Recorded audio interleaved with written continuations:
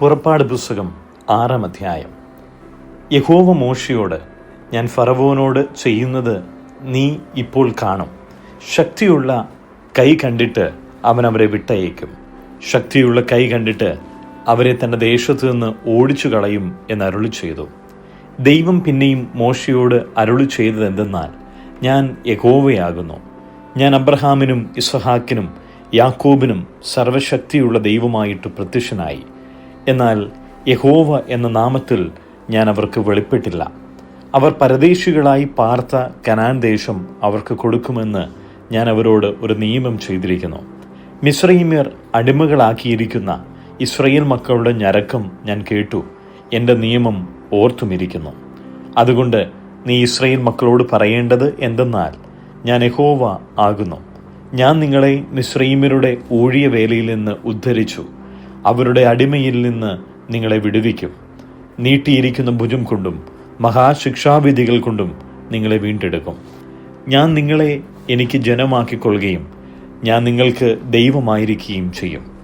മിസ്രയീമ്യരുടെ ഊഴിയ വേലയിൽ നിന്ന് നിങ്ങളെ ഉദ്ധരിക്കുന്ന നിങ്ങളുടെ ദൈവമായ യഹോവ ഞാനാകുന്നു എന്ന് നിങ്ങൾ അറിയും. ഞാൻ അബ്രഹാമിനും ഇസ്ഹാക്കിനും യാക്കോബിനും നൽകുമെന്ന് സത്യം ചെയ്ത ദേശത്തേക്ക് നിങ്ങളെ കൊണ്ടുപോയി അത് നിങ്ങൾക്ക് അവകാശമായി തരും. ഞാൻ യഹോവ ആകുന്നു. മോശ ഇങ്ങനെ തന്നെ ഇസ്രായേൽ മക്കളോട് പറഞ്ഞു.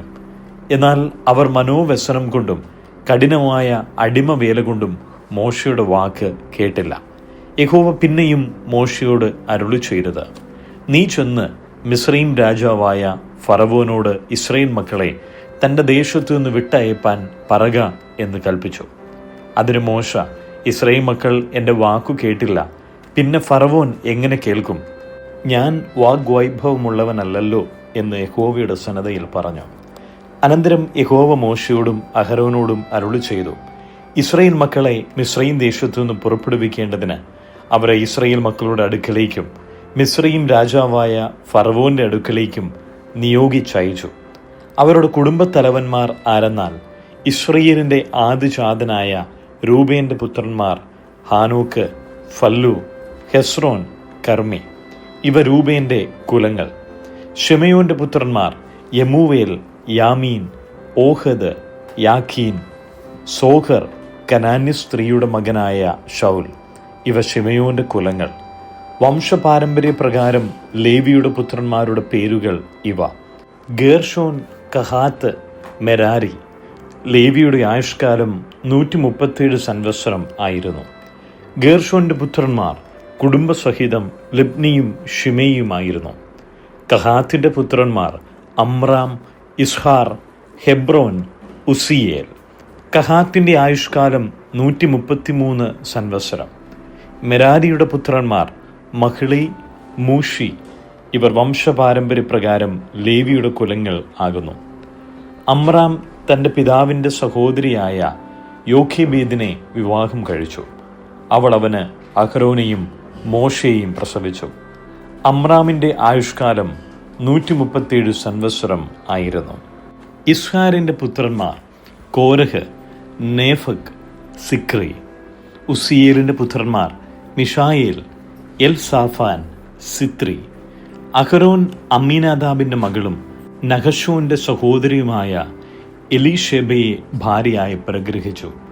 അവൾ അവന് നാദാബ്, അബീഹു, എലയാസർ, ഈദാമാർ എന്നിവരെ പ്രസവിച്ചു. കോരഹിന്റെ പുത്രന്മാർ അസൂർ, എൽക്കാന, അബിയാസാഫ്. ഇവ കോരഹ്യ കുലങ്ങൾ.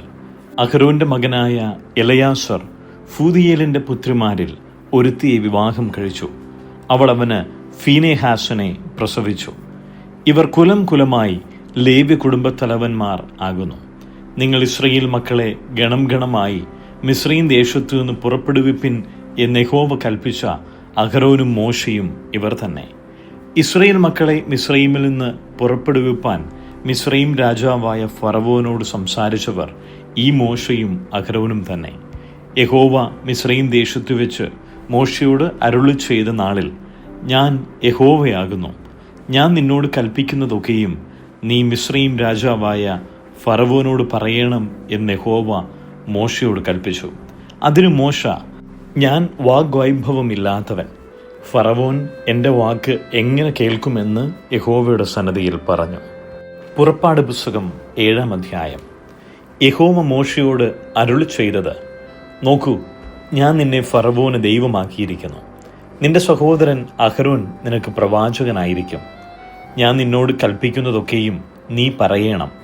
നിന്റെ സഹോദരനായ അഹരോൻ ഇസ്രായേൽ മക്കളെ തൻ്റെ ദേശത്തു നിന്ന് വിട്ടയപ്പാൻ ഫറവോനോട് പറയണം. എന്നാൽ ഞാൻ ഫറവോൻ്റെ ഹൃദയം കഠിനമാക്കും. മിസ്രയീം ദേശത്ത് എൻ്റെ അടയാളങ്ങളും അത്ഭുതങ്ങളും പെരുകും. ഫറവോൻ നിങ്ങളുടെ വാക്കു കേൾക്കയില്ല. ഞാൻ മിസ്രയീമിന്മേൽ എൻ്റെ കൈവച്ച് വലിയ ശിക്ഷാവിധികളാൽ എൻ്റെ ഗണങ്ങളെ, എൻ്റെ ജനമായ ഇസ്രായേൽ മക്കളെ തന്നെ മിസ്രയീം ദേശത്തു നിന്ന് പുറപ്പെടുവിക്കും. അങ്ങനെ ഞാൻ എൻ്റെ കൈ മിസ്രയീമിന്മേൽ നീട്ടി ഇസ്രായേൽ മക്കളെ അവരുടെ ഇടയിൽ നിന്ന് പുറപ്പെടുവിക്കുമ്പോൾ ഞാൻ യഹോവ എന്ന് മിസ്രയീമ്യർ അറിയും. മോശയും അഹരോനും യഹോവ തങ്ങളോട് കൽപ്പിച്ചതുപോലെ ചെയ്തു. അവർ അങ്ങനെ തന്നെ ചെയ്തു. അവർ ഫറവോനോട് സംസാരിച്ച കാലത്ത് മോശയ്ക്ക് 80 വയസ്സും അഹരോന് 83 വയസ്സും ആയിരുന്നു. യഹോവ മോശയോടും അഹരോനോടും, ഫറവോൻ നിങ്ങളോട് ഒരു അത്ഭുതം കാണിപ്പിൻ എന്ന് പറഞ്ഞാൽ നീ അഹരോനോട് നിന്റെ വടി എടുത്ത് ഫറവോന്റെ മുമ്പാകെ നിലത്തിടുക എന്ന് പറയണം. അതൊരു സർപ്പമായി തീരും എന്ന് കൽപ്പിച്ചു. അങ്ങനെ മോശയും അഹരോനും ഫറവോന്റെ അടുക്കൽ ചെന്നു. യഹോവ തങ്ങളോട് കൽപ്പിച്ചതുപോലെ ചെയ്തു. അഹരോൻ തൻ്റെ വടി ഫറവോന്റെയും അവൻ്റെ ഭൃത്യന്മാരുടെയും മുമ്പാകെ നിലത്തിട്ടു. അത് സർപ്പമായി തീർന്നു. അപ്പോൾ ഫറവോൻ വിദ്വാൻമാരെയും ശുദ്രക്കാരെയും വിളിപ്പിച്ചു. മിസ്രയീമി മന്ത്രവാദികളായ ഇവരും തങ്ങളുടെ മന്ത്രവാദത്താൽ അതുപോലെ ചെയ്തു. അവർ ഓരോരുത്തൻ താന്താൻ്റെ വടി നിലത്തിട്ടു. അവയും സർപ്പങ്ങളായി തീർന്നു. എന്നാൽ അഹരോന്റെ വടി അവരുടെ വടികളെ വിഴുങ്ങിക്കളഞ്ഞു. ഫറവോന്റെ ഹൃദയമോ യഹോവ അരുളി ചെയ്തതുപോലെ കഠിനപ്പെട്ടു. അവൻ അവരെ ശ്രദ്ധിച്ചതുമില്ല. അപ്പോൾ യഹോവ മോശയോട് അരുൾ ചെയ്തത്: ഫറവോന്റെ ഹൃദയം കഠിനപ്പെട്ടിരിക്കുന്നു. ജനത്തെ വിട്ടയപ്പാൻ അവന് മനസ്സില്ല. രാവിലെ നീ ഫറവോന്റെ അടുക്കൽ ചെല്ലുക. അവൻ വെള്ളത്തിൻ്റെ അടുക്കൽ ഇറങ്ങി വരും. നീ അവനെ കാൺമാൻ നദീതീരത്ത് നിൽക്കണം. സർപ്പമായി തീർന്ന വടിയും കയ്യിലെടുത്തുകൊള്ളണം. അവനോട് പറയേണ്ടത് എന്തെന്നാൽ: മരുഭൂമിയിൽ എന്നെ ആരാധിപ്പാൻ എൻ്റെ ജനത്തെ വിട്ടയക്ക എന്ന് കൽപ്പിച്ച് എബ്രായരുടെ ദൈവമായ യഹോവ എന്നെ നിന്റെ അടുക്കൽ അയച്ചു. നീയോ ഇതുവരെ കേട്ടില്ല. ഞാൻ യഹോവ എന്ന് നീ ഇതിനാൽ അറിയും എന്നിങ്ങനെ യഹോവ കൽപ്പിക്കുന്നു. ഇതാ, എൻ്റെ കയ്യിലുള്ള വടികൊണ്ട് ഞാൻ നദിയിലെ വെള്ളത്തിൽ അടിക്കും. അത് രക്തമായി തീരും. നദിയിലെ മത്സ്യം ചാകും. നദി നാറും. നദിയിലെ വെള്ളം കുടിപ്പാൻ മിസ്രയീമ്യർക്ക് അറപ്പ് തോന്നും. യഹോവ പിന്നെയും മോശയോട്: നീ അഹരോനോട് പറയേണ്ടത് എന്തെന്നാൽ: നിന്റെ വടി എടുത്തിട്ട് മിസ്രയീമിലെ വെള്ളത്തിന്മേൽ അവരുടെ നദി, പുഴ, കുളം എന്നിങ്ങനെ അവരുടെ സകല ജലാശയങ്ങളുമേലും കൈനീട്ടുക. അവ രക്തമായി തീരും. മിസ്രയീം ദേശത്ത് എല്ലായിടവും മരപാത്രങ്ങളിലും കൽപാത്രങ്ങളിലും രക്തമുണ്ടാകും എന്ന് കൽപ്പിച്ചു. മോശയും അഹരോനും യഹോവ കൽപ്പിച്ചതുപോലെ ചെയ്തു. അവൻ ഫറവോന്റെയും അവൻ്റെ ഭൃത്യന്മാരുടെയും മുമ്പാകെ വടി ഓങ്ങി നദിയിലുള്ള വെള്ളത്തിൽ അടിച്ചു. നദിയിലുള്ള വെള്ളമൊക്കെയും രക്തമായി തീർന്നു. നദിയിലെ മത്സ്യം ചാകുകയും നദി നാറുകയും ചെയ്തു. നദിയിലെ വെള്ളം കുടിപ്പാൻ മിസ്രയീമ്യർക്ക് കഴിഞ്ഞില്ല. മിസ്രയീം ദേശത്തെല്ലായിടവും രക്തമുണ്ടായിരുന്നു. മിസ്രയീമ്യ മന്ത്രവാദികളും തങ്ങളുടെ മന്ത്രവാദത്താൽ അതുപോലെ ചെയ്തു. എന്നാൽ യഹോവ അരുളി ചെയ്തിരുന്നതുപോലെ ഫറവോന്റെ ഹൃദയം കഠിനപ്പെട്ടു. അവൻ അവരെ ശ്രദ്ധിച്ചതുമില്ല. ഫറവോൻ തിരിഞ്ഞു തൻ്റെ അരമനയിലേക്ക് പോയി. ഇതും അവൻ ഗണ്യമാക്കിയില്ല. നദിയിലെ വെള്ളം കുടിപ്പാൻ കഴിവില്ലായകൊണ്ട് മിസ്രയീമ്യർ എല്ലാവരും കുടിപ്പാൻ വെള്ളത്തിനായി നദിയരികെ ഒക്കെയും ഓലി കുഴിച്ചു. സങ്കീർത്തനങ്ങൾ 38. യഹോവേ, ക്രോധത്തോടെ എന്നെ ശിക്ഷിക്കരുതേ. ഉഗ്രനീരസത്തോടെ എന്നെ ദണ്ഡിപ്പിക്കുകയുമരുതേ. നിന്റെ അസ്ത്രങ്ങൾ എന്നിൽ തറച്ചിരിക്കുന്നു. നിന്റെ കൈ എൻ്റെ മേൽ ഭാരമായിരിക്കുന്നു. നിന്റെ നീരസം ഹേതുവായി എൻ്റെ ദേഹത്തിൽ സൗഖ്യമില്ല. എൻ്റെ പാപം ഹേതുവായി എൻ്റെ അസ്ഥികളിൽ സ്വസ്ഥതയുമില്ല. എൻ്റെ അകൃത്യങ്ങൾ എൻ്റെ തലയ്ക്കുമീതെ കവിഞ്ഞിരിക്കുന്നു. ഭാരമുള്ള ചുമടുപോലെ അവ എനിക്ക് അതിഘനമായിരിക്കുന്നു. എൻ്റെ ഭോഷത്വം ഹേതുവായി എൻ്റെ വ്രണങ്ങൾ ചീഞ്ഞു നാറുന്നു. ഞാൻ കുനിഞ്ഞ് ഏറ്റവും കൂനിയിരിക്കുന്നു. ഞാൻ ഇടവിടാതെ ദുഃഖിച്ച് നടക്കുന്നു. എൻ്റെ അരയിൽ വരൾച്ച നിറഞ്ഞിരിക്കുന്നു. എൻ്റെ ദേഹത്തിൽ സൗഖ്യമില്ല. ഞാൻ ക്ഷീണിച്ചു, അത്യന്തം തകർന്നിരിക്കുന്നു. എൻ്റെ ഹൃദയത്തിലെ ഞരക്കം നിമിത്തം ഞാൻ അലറുന്നു. കർത്താവേ, എൻ്റെ ആഗ്രഹമൊക്കെയും നിൻ്റെ മുമ്പിൽ ഇരിക്കുന്നു.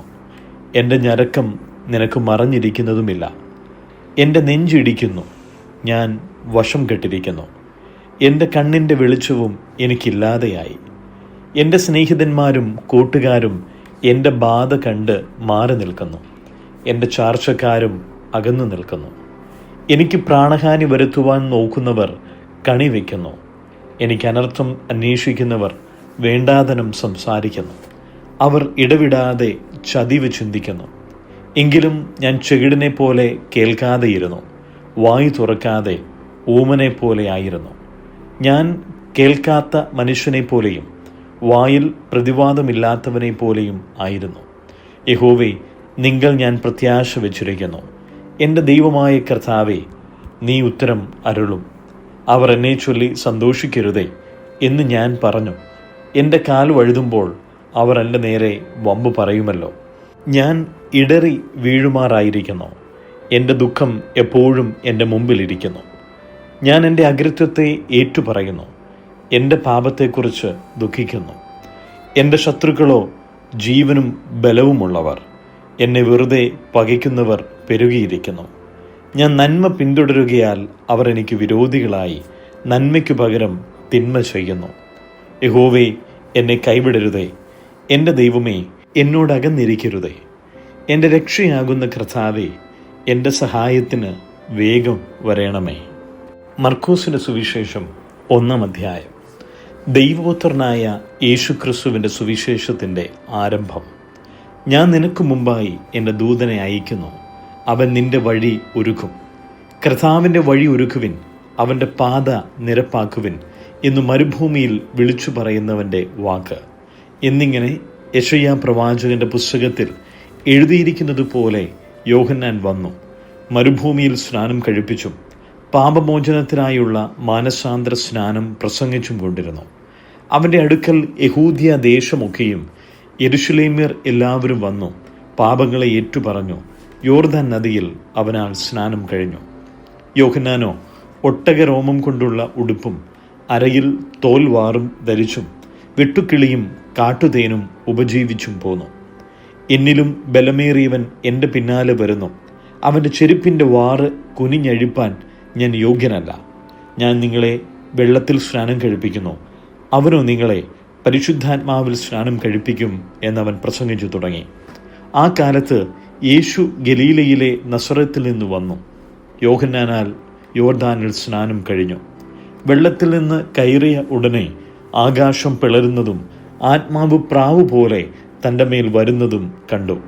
നീ എൻ്റെ പ്രിയപുത്രൻ, നിന്നിൽ ഞാൻ പ്രസാദിച്ചിരിക്കുന്നു എന്ന് സ്വർഗത്തിൽ നിന്ന് ഒരു ശബ്ദവും ഉണ്ടായി. അനന്തരം ആത്മാവ് അവനെ മരുഭൂമിയിലേക്ക് പോകുവാൻ നിർബന്ധിച്ചു. അവിടെ അവൻ സാത്താനാൽ പരീക്ഷിക്കപ്പെട്ടു. 40 ദിവസം മരുഭൂമിയിൽ കാട്ടുമൃഗങ്ങളോട് കൂടെ ആയിരുന്നു. ദൂതന്മാർ അവനെ ശുശ്രൂഷിച്ചു പോന്നു. എന്നാൽ യോഹന്നാൻ തടവിൽ ആയ ശേഷം യേശു ഗലീലയിൽ ചെന്നു ദൈവരാജ്യത്തിൻ്റെ സുവിശേഷം പ്രസംഗിച്ചു. കാലം തികഞ്ഞു, ദൈവരാജ്യം സമീപിച്ചിരിക്കുന്നു, മാനസാന്തരപ്പെട്ട് സുവിശേഷത്തിൽ വിശ്വസിപ്പിൻ എന്ന് പറഞ്ഞു. അവൻ ഗലീല കടൽപ്പുറത്ത് നടക്കുമ്പോൾ ശിമോനും അവൻ്റെ സഹോദരനായ അന്ത്രയൂസും കടലിൽ വല വീശുന്നത് കണ്ടു. അവർ മീൻ പിടിക്കുന്നവർ ആയിരുന്നു.